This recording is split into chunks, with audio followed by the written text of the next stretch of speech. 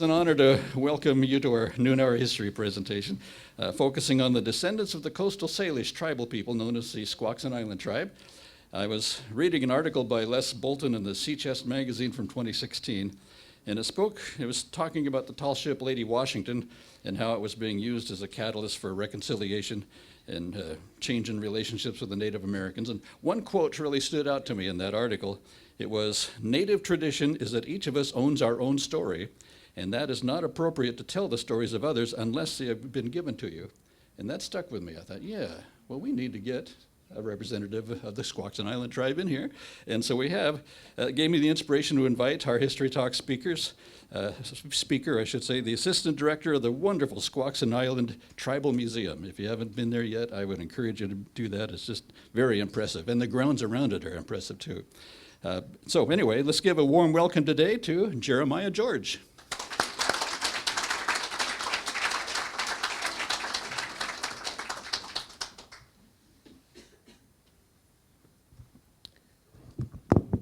I'd like to start things off with a song that comes from from my great aunt, who was actually someone who raised my grandmother, from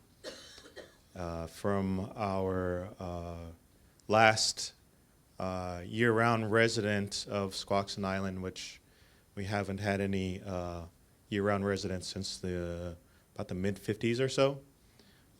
So this song, we're not too sure how old it is, but if I can start off that way, and if it's a blessing song, so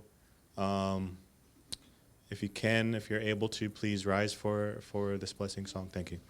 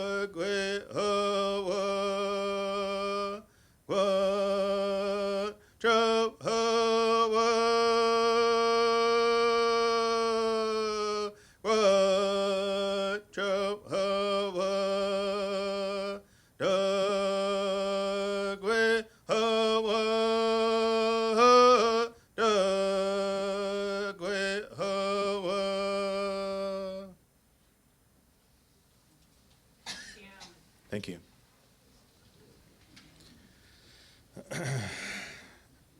Ti Hualshut seed, Guas Ti Swatufta. This language comes from this land. Ti Hualshut seed, Guas Ti Swatufta.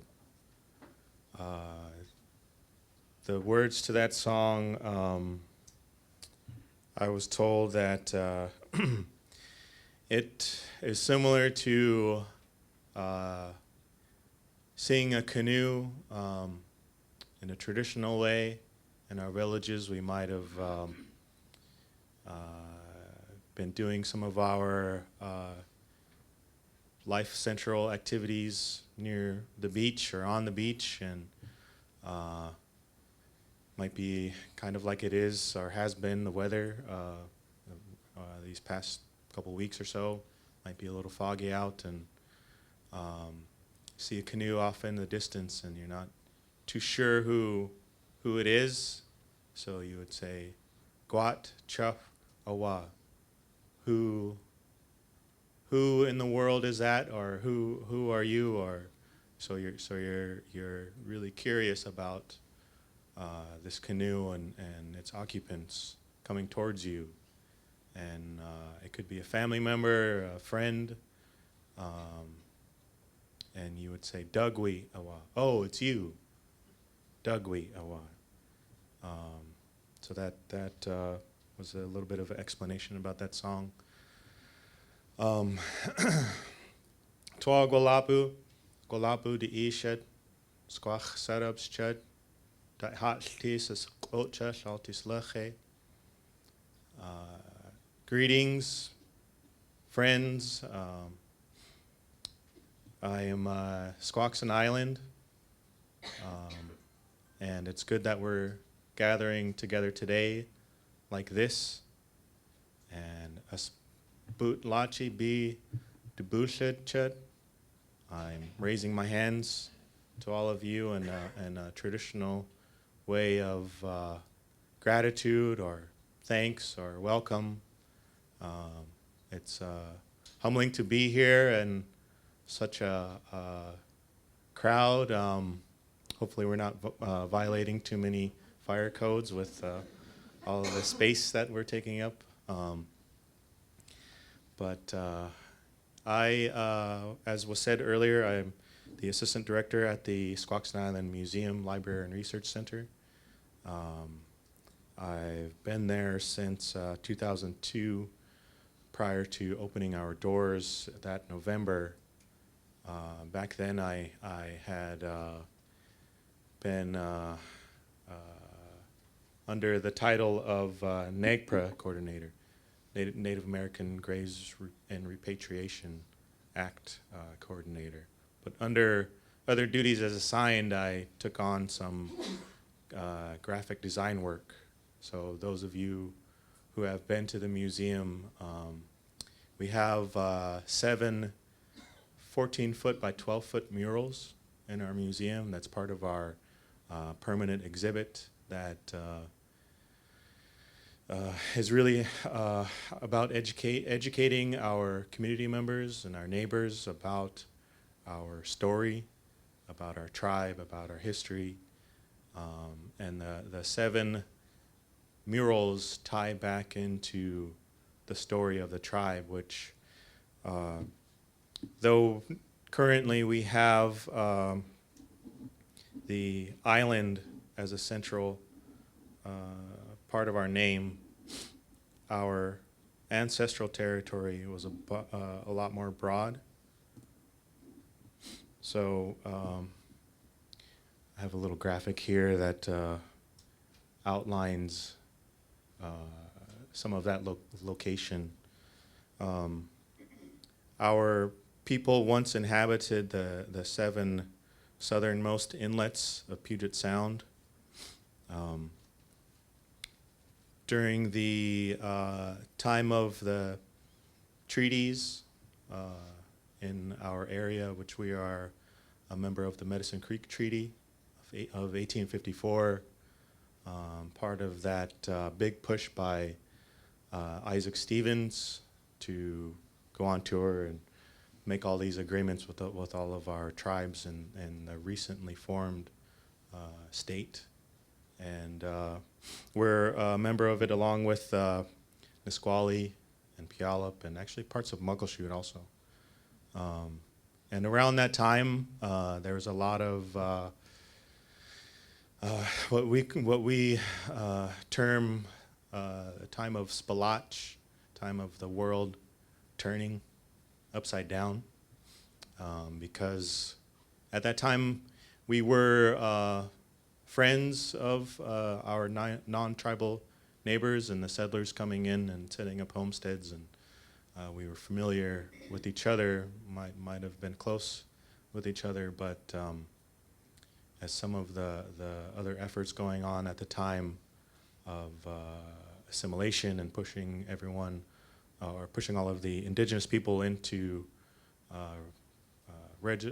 reservations, along with a lot of mistreatment or a lot of harsh punishment.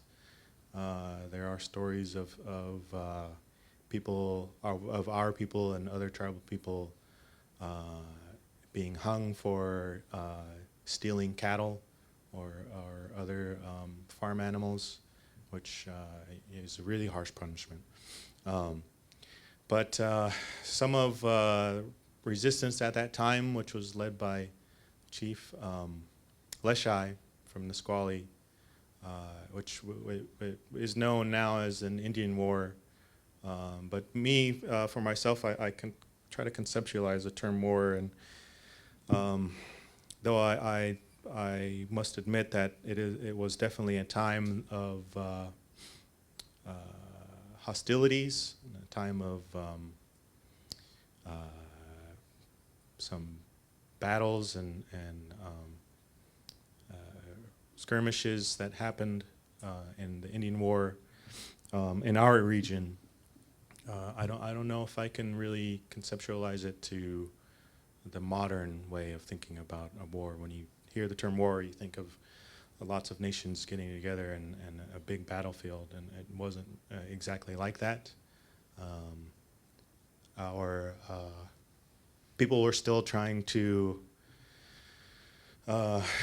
deal with the trauma going on at that time of a lot of the harsh treatment and a lot of the wrongdoings and killing of our tribal people and other tribal people at that time. But something that made it a bit worse was that there was also another Indian war going on at the same time, just east of the mountains, which I believe that was led by Chief Kittitas. So naturally, the government chose the safest course of action, which was to gather up all of the Indians in our region. And so along the water, we had a lot of village sites throughout our 7 inlets. And so it was all of our ancestral people in our ancestral territory being gathered up and being confined to Squaxin Island. So it was essentially an internment camp. There are stories of people being shot at for attempting to leave the island, even though there continues to be no real water source there. The island is fairly small. It's only about 1.5 miles by maybe 4 miles long.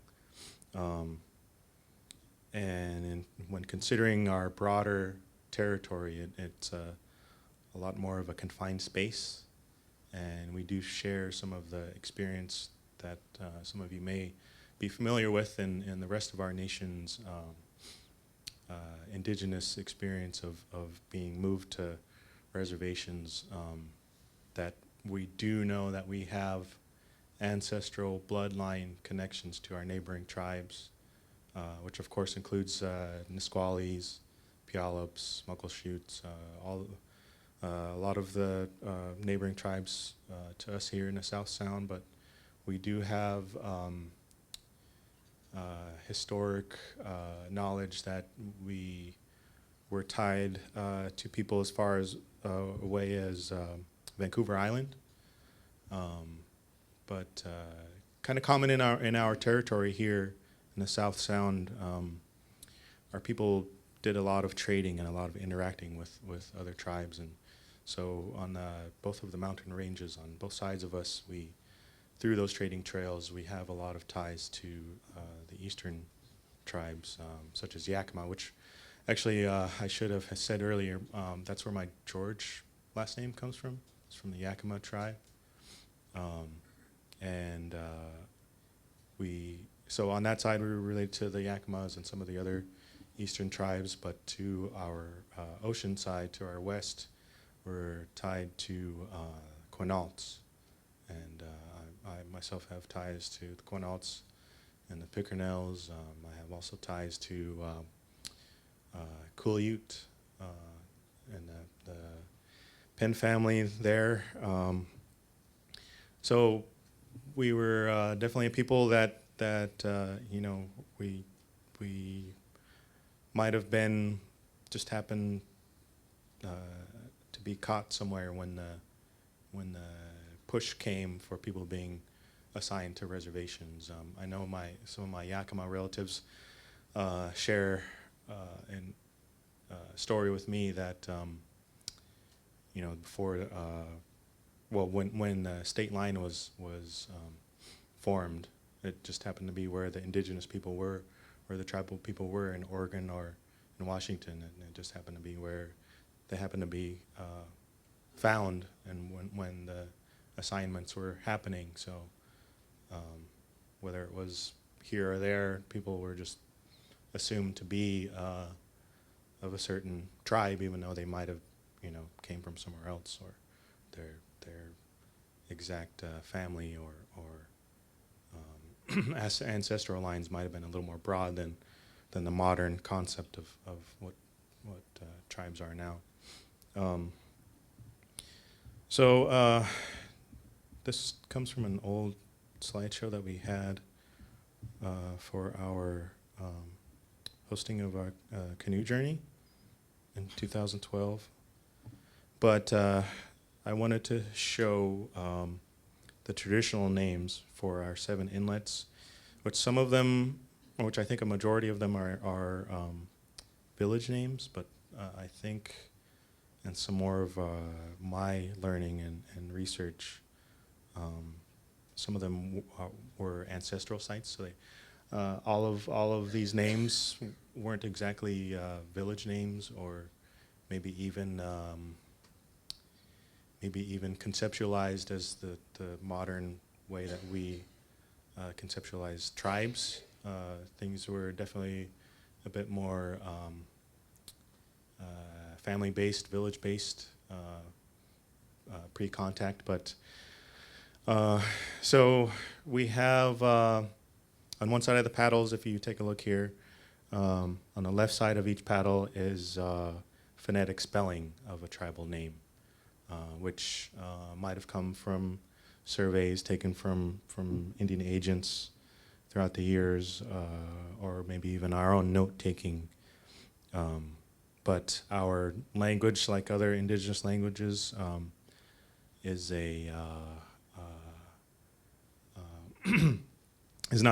not something that is traditionally written.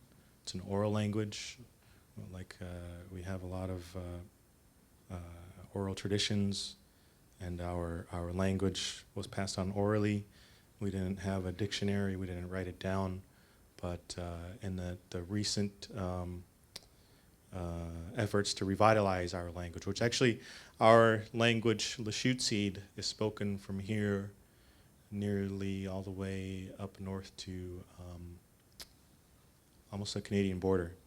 The Skagit people I think are about where the northern Sound tribes. So it's a broad range of area that our language is spoken.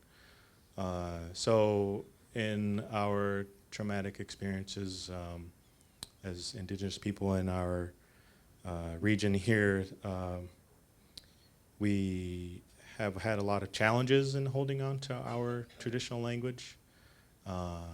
Speaking for ourselves at Squaxin, we don't have any fluent speakers currently that are living. We continue to try to develop our own program, working through our tribe and trying to build something sustainable that will be able to, be taught and passed on to our next generations. But we're facing a lot of challenges in that, but hopefully we can utilize our tribal network and build a program and get to a point of strength where we can bring back our language in our territory. But it is a little bit of a fortunate position to have other tribes included in being familiar or knowing our language, so there's a lot of opportunity there. So again, going back to the graphic here, one of our well, I guess I would call it, personally myself, I would call it our nickname for the inlets, which was either an actual village site from our ancestors or ancestral historic site. So the first one here is phonetically spelled Nu Sichatl, but in our traditional tongue we would say Duf Cha Cha Ash. And again, how do you really write that phonetically, I guess? So it speaks a little bit to some of the challenge. And the next paddle is Stechas. In our traditional language, we would say Stechas. The next inlet nickname is Squiatl, but in our traditional tongue, we would say Squaxin. And then Tepiksin, we would say Tepiksud. And Sahawamish, I think this was a village site. So I guess I should outline. So people in Washington State are familiar with a lot of the towns and cities ending in mish, right? So an older form of our language, now we say obj, but so that obj part of a word means people of, but a older form of it was amsh. So Sahawamish, that the mish ending kind of has a correlation with people of. So Sahawamish, we actually have our winter powwow that's coming up at our casino at Little Creek. It's generally mid-February, so if anybody's interested in coming to a public event, although the culture I would have to say is a little more east of the mountains specific. Although, like I had outlined earlier, we have a lot of blood ties that go beyond borders.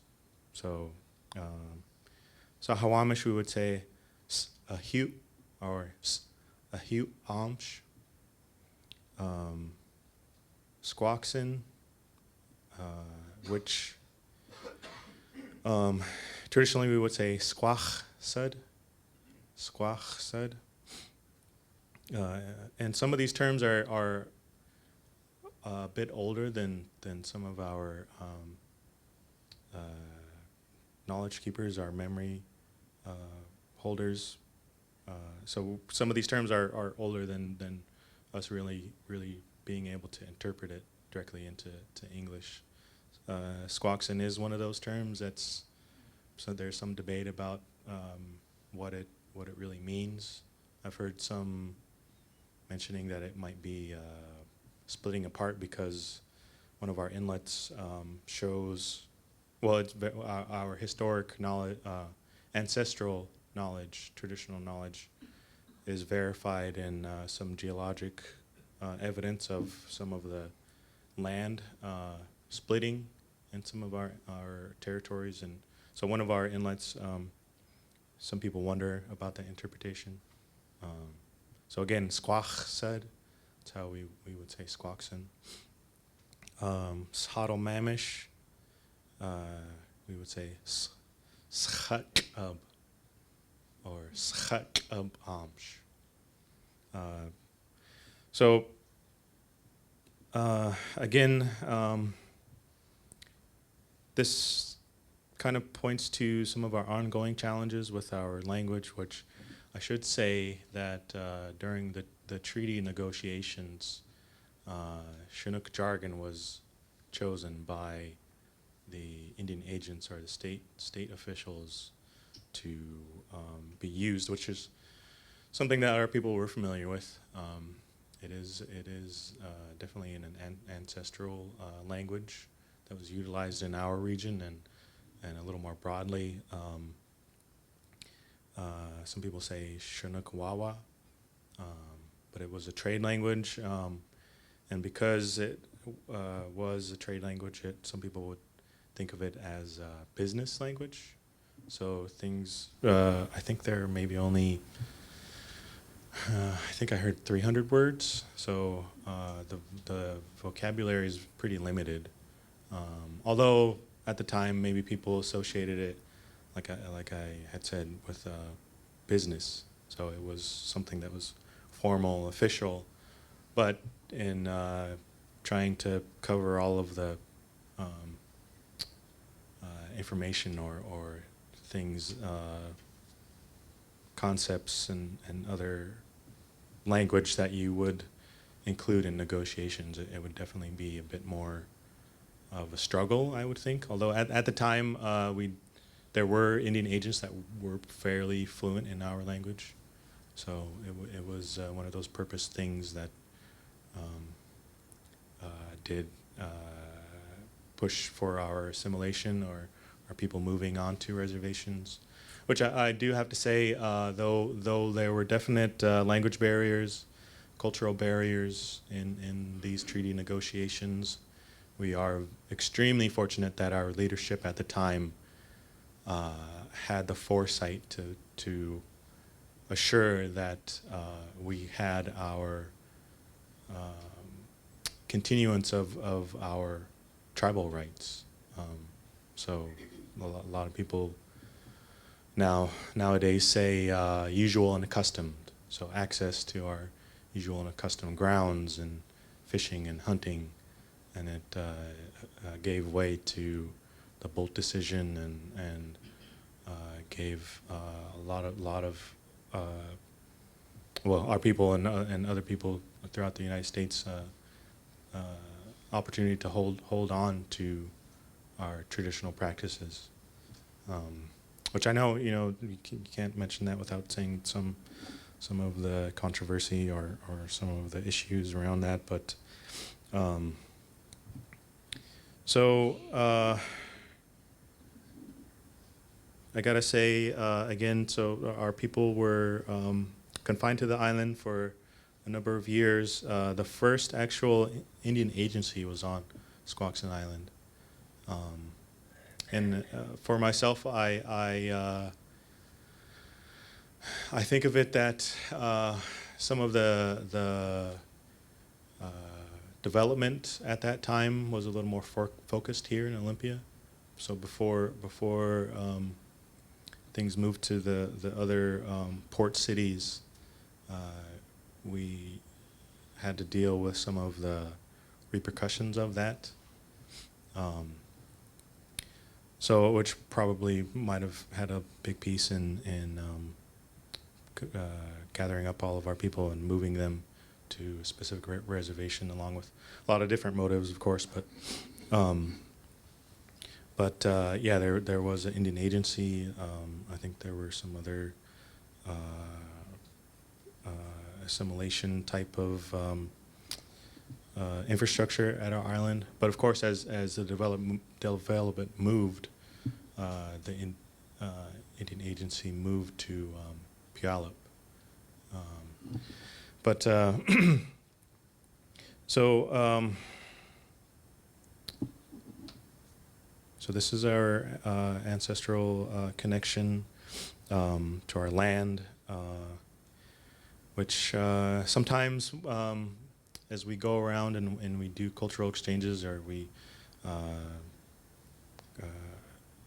our tribe has been involved with the recent revitalization of culture movement that's happening in our Northwest region, that's getting some international attention and participation.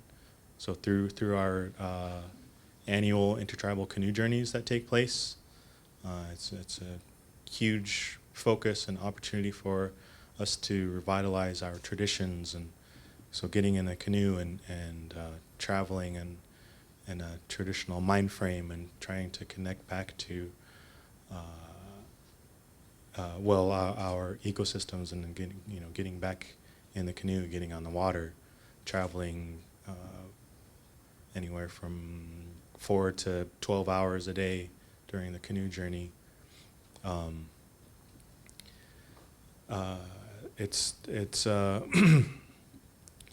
Sorry, I almost forgot what I was going to say. So in interacting that way, we meet people from all over the world, people from New Zealand, people from Japan, indigenous people from I think it's the Quebec indigenous people have recently been involved. Of course, some of the Canadians and Alaskan tribes have recently been involved.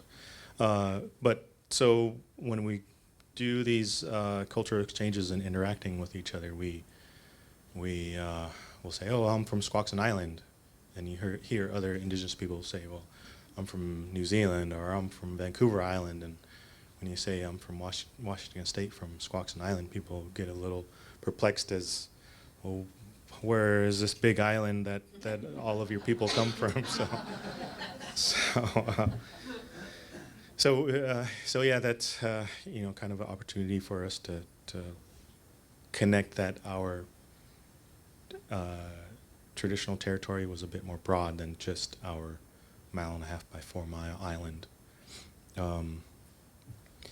Our people are definitely continuing maritime people.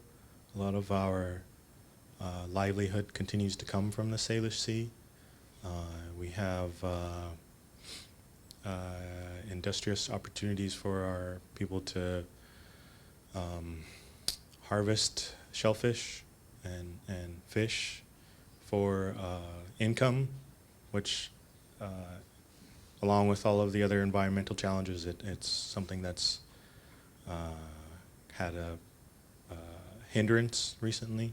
It's hard to be able to hold on to those resources for making a living. We see our fish runs kind of a bit at the end of the season as the fish come in and make their way all the way on the interior of the Salish Sea. And we deal with all of the environmental problems and the hazards and impacts that have happened throughout the years. But we're a tribe that definitely tries to continue to be stewards. So we try to work with our neighbors and our neighboring organizations and federal and state infrastructures to try to maintain and be stewards as part of a network, I guess, to try to hold on for these traditional ways of living to come for the next generations. Some people in tribal communities might say for 7 generations, so conceiving things that way so that it is a way of sustaining the way that we live, the way that we interact with our ecosystems on the land, the sea, and the beaches. So at our museum, we really try to educate our community members and our neighbors that come in through our facility, which I guess maybe if you haven't visited it, I should say that it's fairly close to our Little Creek Casino. Sometimes people associate tribes with the casino, so our casino's towards Shelton. In the Camelchi Valley, we're instead of taking a left if you come from Olympia, instead of taking a left to the casino, you take a right and you go up the hill, and we're just maybe a few minutes up the road. So I encourage everyone to visit. We go through here through our magazine, which I have to share. We have hard copies of this magazine at our museum. And part of our reasoning behind developing this, that's why it's not showing. Part of our reasoning for developing our magazine was, sorry, I'm having a little bit of technical difficulty. Well, those residents or people who live in the community here near Olympia or Tumwater might be familiar with the tribal canoe journeys, especially with two major canoe landings down on the waterfront, downtown Olympia. So 2012, we hosted the canoe journey, and we had 104 canoes that came in, and that was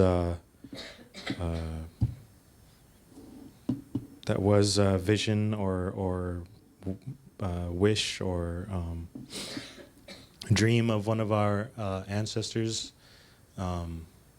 Emmett Oliver is a name that might be known to some abroad. He was a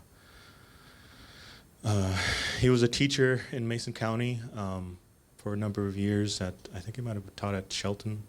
My grandfather, who's in his 80s, had stated that he remembers him as a teacher, but I know that he also had led some tribal education efforts in our region also, and he interacted with the state and the federal government quite a bit. So back during the centennial in 1989, there was a major effort by the tribes to try to make sure that in this celebration that we had an indigenous presence, so to show that our people are still here, and that we're included in this birthday of the state, I guess you could say. And so Emmett Oliver was one of the leaders in that effort, and part of his dream was to see 100 canoes. So we were fortunate to be able to be a vessel for that happening back in 2012. Nisqually had challenges in selecting a beach site that was sufficient enough to take on that type of infrastructure for all of those canoes to be able to come into a beach or a site along the water. So they worked with us and people from the port and the city and the state for another landing to happen in 2016, which they are a community that we continue to be connected to and have a lot of family ties to.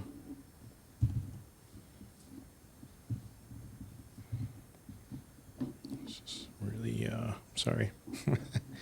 There's this screen mirror and I can't seem to get my... so the reason behind our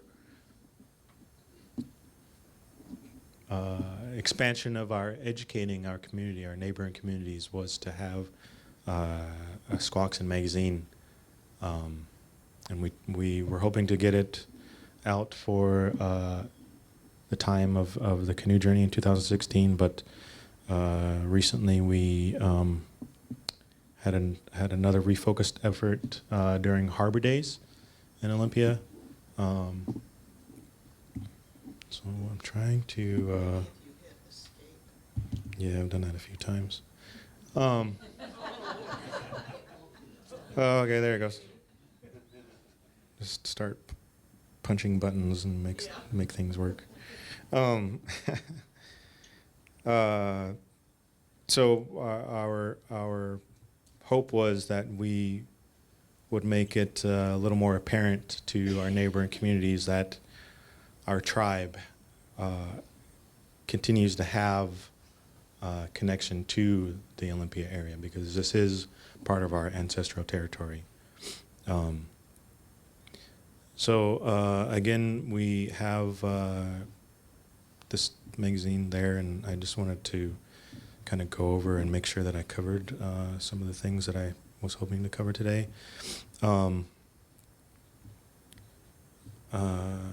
Another thing I should mention. So we experienced a lot of historic trauma, which included, a depletion or eradication of our population in our villages and in our tribal population here. as others did, which included some of the diseases and sicknesses that came in on the wave of homesteads, or the wave of settlers that came in and kind of infected our people with some things that we hadn't seen previously. I have to say that living beyond 100 pre-contact and for a number of years after the signing of the treaty was something that was not uncommon for our people, because we utilized our ecosystem and had a lot of connection to the traditional plants, medicines, and utilizing everything in a beneficial way. And as traditional stewards, we were flourishing, really. We're part of recent movement to rebuild some of that knowledge of our traditional medicine resources in our ecosystem here along the water and in our forests. Nisqually has a tribal garden. I think they have some public events or public gatherings over near DuPont at their tribal garden site. We recently, in the past couple of years, have developed our own tribal garden, and there are a number of growing authority figures of this knowledge keeping, of trying to revitalize this other aspect of our identity, I guess you can say. We also have some public events at our garden too, but so if you would like to learn a little more about this, we can chat more about some of the gardens that have come up around this area. Some might even be involved with the Nisqually Tribal Garden right now, but it is definitely a movement that I see kind of on same level as Canoe Journey. That it's a major effort that's gaining momentum, because people see the value in that, and to try to getting back to a sustainable way of existing, and a lot of that goes back to our traditions. So and I think that's why we have international involvement in our canoe journeys, and it'd be interesting to see where the where the tribal gardens and that part of our identity grows if it takes on an international inclusion or involvement.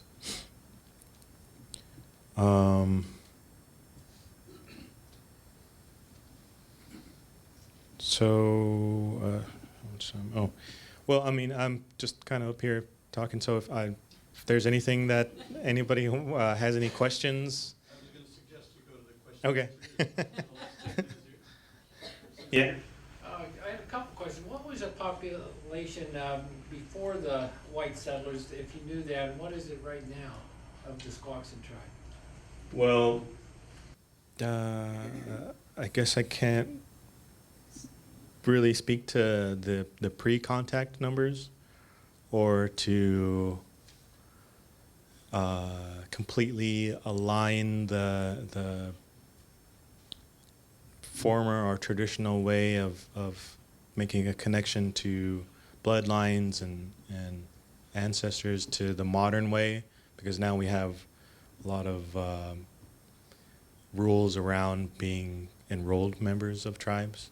So enrolled members of Squaxin, I think, are about, I think it's like 1,700 right now. It might be closer to 1,900. But again, that doesn't include the people who didn't meet some of the requirements. So Pre-contact, I mean, we would agree with any other people who say that, you know, our nation, which some people say Turtle Island, was definitely filled with our tribal people. I don't, or wouldn't ever agree with any supposing that there was, you know, sparse populations here and there. I would have to say that our numbers were great back then, and I don't have any information other than that. Sorry. Yeah. I have a question about the island itself. Mm-hmm. And I'm imagining this island 1.5 miles by 4 miles. Mm-hmm. Mm-hmm. At maximum, how many people were interred there? Not interned there, I should say. Yeah. But I would say that they became interred as well. Yeah. Well, that's a really good question. I'd have to look back on some of the rosters and different historic documents. I know that it was filled with a lot of people that were interned there. As far as numbers, I can't give an exact, but I know that, like I had said, that the first Indian agency was there. So for myself, that makes me believe that some of the other tribal people from other territories were probably interned there also, before some of the reservation borders were decided upon. I have a related question then, and I think about the history of the original peoples and the way in which they lived and utilized the environment, and then to be brought together in such close quarters. Do you have any idea, have you found any research about the sorts of structures that were made to house them? You mean for like storing food sources and things? No, I'm talking about the people. Oh, people. Okay. Well, we know we had pit houses, so dug into the ground. We did have those type of structures. We had plank houses. Some people know them as longhouses. So multifamily or hierarchical type of living. So according to rank, you would be placed in different spaces within the longhouse. I have heard from some of my elders that there was some recent documents that alluded to one of the biggest longhouses were actually in one of our village sites in Squaxin. Oh man, I know some people talk about Old Man House in Suquamish. That was, you know, such a huge building that it's kind of hard to conceive that tribal people erected that sort of structure. But I had heard that there was someone who documented it in some of the surveying that they believed, and I can't remember who it was who took the survey, but they believe that the biggest longhouse was in one of our villages. So yeah, kind of similar to other regional housing, I guess, traditional houses. We definitely. Thanks, Neil. Thank you. 1792 Vancouver, how far south did he go? Did he actually get? Did he get down to the Squaxin? Yeah, I think so. That's out of my expertise, so I'm sure there's probably a lot more people here who could probably speak to that, but. Yeah. He came as far down as Mud Bay. As far as north? There's a sign. Mud Bay. Mud Bay. And there's a sign along Mud Bay Road near the tavern that deals with that. It was put up by the Thurston County Historic Commission. And it talks about Peter Puget and they called it Friendly Inlet because the Native Americans were cordial and friendly, so they called it Friendly Inlet. Yeah. Would you be comfortable talking about the efforts that were made to wipe out the culture? I'll try to do my best without getting too emotional.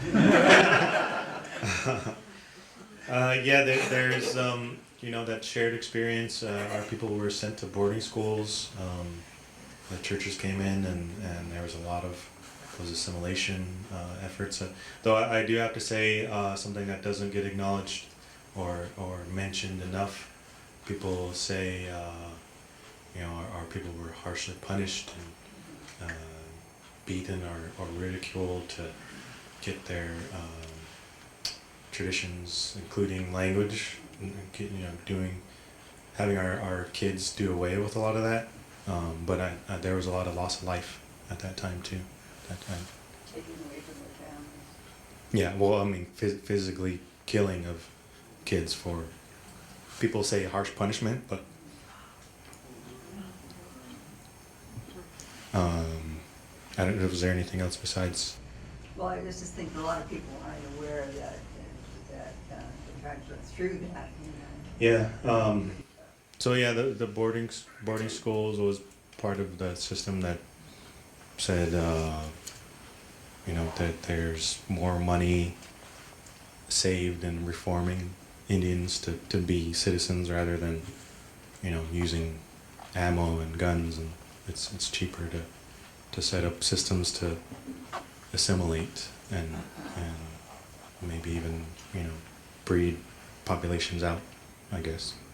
The trauma goes on. Yeah, definitely. A lot of challenges, I think, which is common throughout the rest of the world and the United States, that there's a lot of unresolved historic trauma from all of this that happened. So it's part of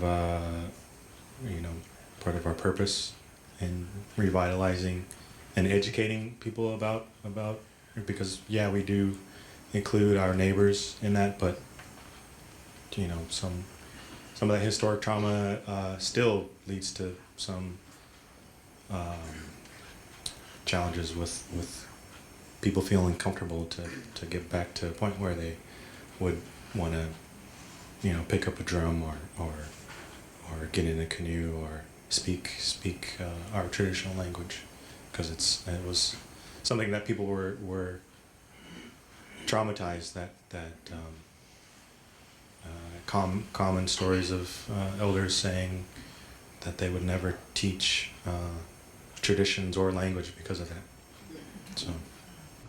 In your research as a museum assistant director, are you mapping where your villages were located? Like one example is at the mouth of the Deschutes, the Lower Falls. Was there a permanent Yes. village or a semi-permanent hunting village, or do you know that kind of stuff? Yeah, I've myself recently have taken to trying to discover our traditional names for our ancestral sites, which some of them might have just been identifiers, because there are some names that just speak to an odd lack of freshwater streams in a certain part along a bay or something, but some of them were ancestral villages.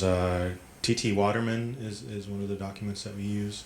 The Puget, I forget what it's, Puget Salish place names, or place names of southern Puget Sound or something like that. T.T. Waterman, anyway. Yeah, he's one of the surveyors You're who. building a research base for that kind of, where you can point to certain areas and say, this was our village here, this is our village here. Yeah, and we have kind of a general connection at our community to, some families will say, oh, your family's from this inlet, or your family's from that inlet, and they'll connect to Stachas or to Peakson, or so in that maintaining of that concept, I guess there's a modern connection there for sure. Sorry, there are some other hands back here. Yeah. What times do you have the museum open? You said the magazine's at the museum. I know, I actually think it's 9 to 5 every day. Previously it was Wednesday to Sunday, but we changed since then. But we do have a website, so yeah, 9 to 5, basically. And is there a charge? Yeah, it's I think it's $3 for seniors, or yeah, seniors or elders Did you say Tuesday 2 or through Saturday? through Saturday. Thank you. Mm-hmm. There's some other hands back there before I come back on this. Yeah. I'm very interested in your gardens, your tribal gardens, and I'm wondering if there will be or is now any way to visit them and learn about what the plants are? Because I'd be happy to pay for a class to do that. Okay. If you would like, you can call our tribal center number, which I don't know, it's 360-426-9781. You can call there for general information, which they do have some of the staff members in their directory. So yeah, if you would like to find out more information, please give us a call. We have presence on social media, so I think there is a Facebook page for the Squaxin Tribal Garden, and they might, I haven't looked at our tribe's website, but they might be included in the website information too. Could you repeat that number again, please? 360-426-9781. We're in the book, but I don't know who uses the book anymore.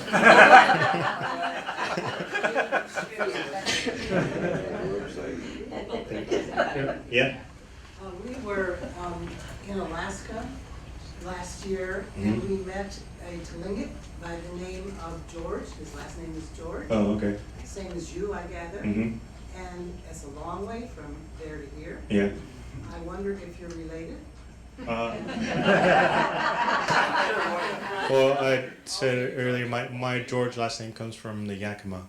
So George is probably one of those commonly given names, and probably have different. I just wonder if you could say a little more about the giving or being forced to take Western names.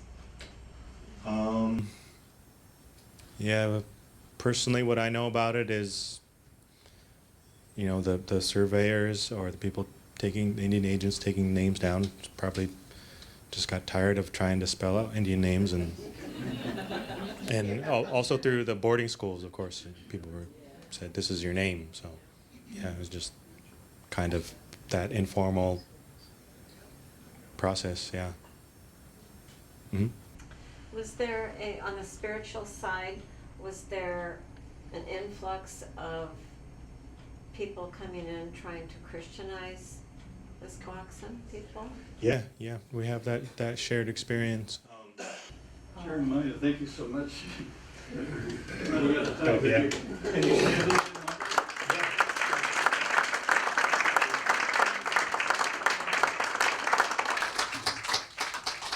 Jeremiah said he will stay a little bit longer if you'd like to talk with him afterwards, but thank you for coming. This has been a packed house, so you're one of the record holders along with Dave Shipley, I think, for a packed house. So thank you for coming.